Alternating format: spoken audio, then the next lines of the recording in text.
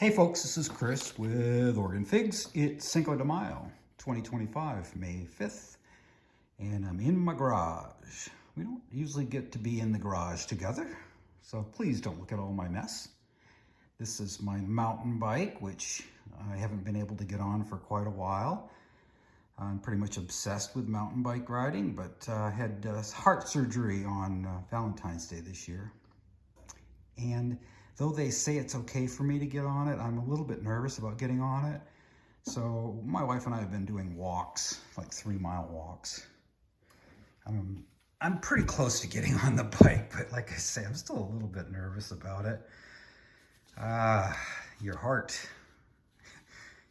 It's a scary thing when things go wrong with your heart.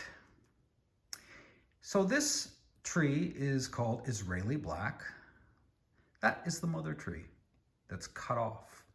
And that's a tree that was gifted to me by Bill in Missouri, Mr. Figs, and it makes spectacular figs.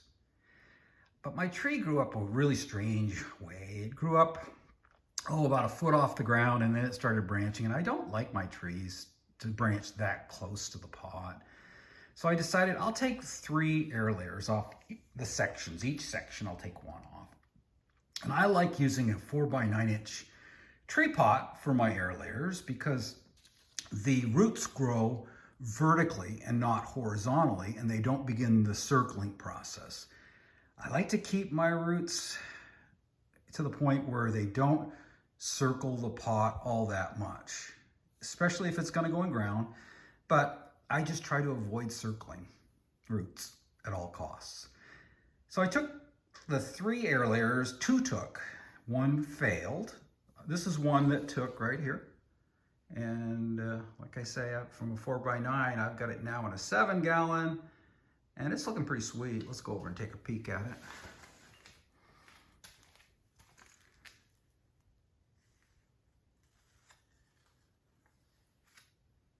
It's a beautiful tree. Very, very clean growth. No fig mosaic virus. It's fully acclimated to the sunshine on my deck right now, so that's a success story. I love this shape. It's about 16 inches off the ground before it starts its first scaffold. I love that. Let's see the original cut that I took to make it like that. Great tree. Really, really happy with it. I was really happy to gift one of the 3 away to a buddy. And the other section I turned into cuttings, and I gave a bunch of the cuttings away, and I think I rooted 3 of them. This one right here is what I would consider to be maybe the best example you could see of a rooted cutting. So let me give you some of the backstory on it. First of all, the node spacing. Node spacing is 1.5 inches. Awesome. FMV, none. It started below the surface of the HP Pro Mix. So you can see, let's try to get in there so you can see it a little bit better. It's coming up from below. I absolutely love when they do that. This is a second section that is the cutting that I took. It's 1/2 inch in diameter, and I will go in and I will cut it right there before I up pot. And you'll be just looking at just this tree, which is 14 inches tall, which is excellent growth. So a couple of things. I like when they start from below the surface because you don't have to deal with the old cutting. You just cut it off and I'll bury it. And I just see this beautiful single stem tree.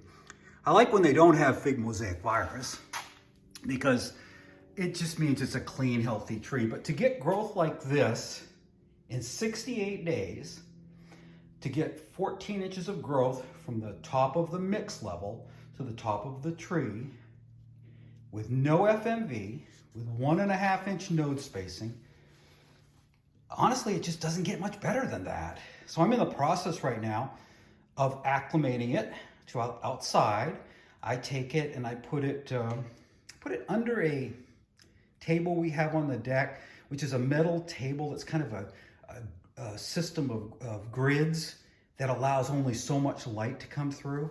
So I put it under there, and I started it in full shade. Now I've got it under there, and then it will go to eventually to more sun, maybe part of the sun during the day, the morning sun, that type of a thing. But this has been a pretty cool little experiment.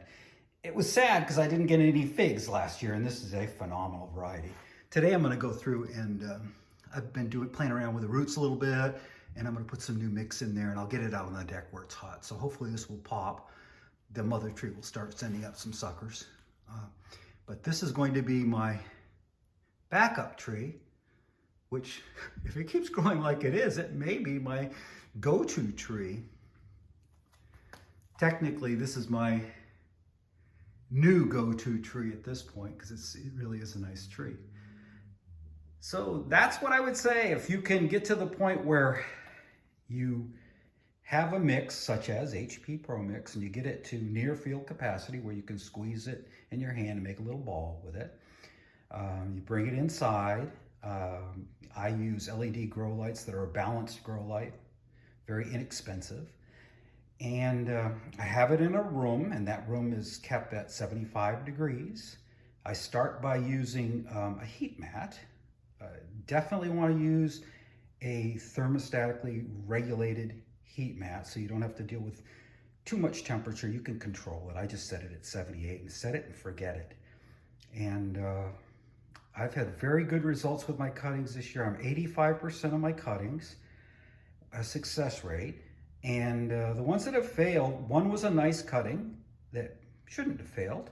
And the other ones were really tiny, 1/8 of an inch in diameter cuttings. And I'm coming to the conclusion that those are better for grafting because my success rate with 1/8 of an inch cuttings is terrible. Now you start talking about 1/2 of an inch. What a difference. That is 1/2 of an inch. Incredible. I think that's the ideal size. A little bit smaller, you're still okay, but that 1/2 of an inch is just phenomenal. So the next thing I will do after this becomes fully acclimated to the sun is I will put it in a 7-gallon. Quite easy. I'll just set it in one of these 7-gallon pots. I'll set the tree pot in there, and I'll put some mix on the bottom first, and then I'll put the tree pot in, and I'll put my soil around the tree pot, tamp it down lightly with my hand, pop that tree right out of the tree pot, in it goes. I'll add 1 gallon of half-strength Dyna-Gro fertilizer, and we're off and running. So I hope you enjoyed this video, and if you're not having great success with your cuttings, remember my motto, the best roots are the roots that you don't see until they're coming out of the bottom of the pot. And I don't even know if this is doing that. So we're gonna discover that together. I can't really see it that well. Let me pop this off. Okay. Not yet. Not ready for up potting. You'll know. It'll have roots coming out of those holes, those weep holes. Then you know you're ready to up pot.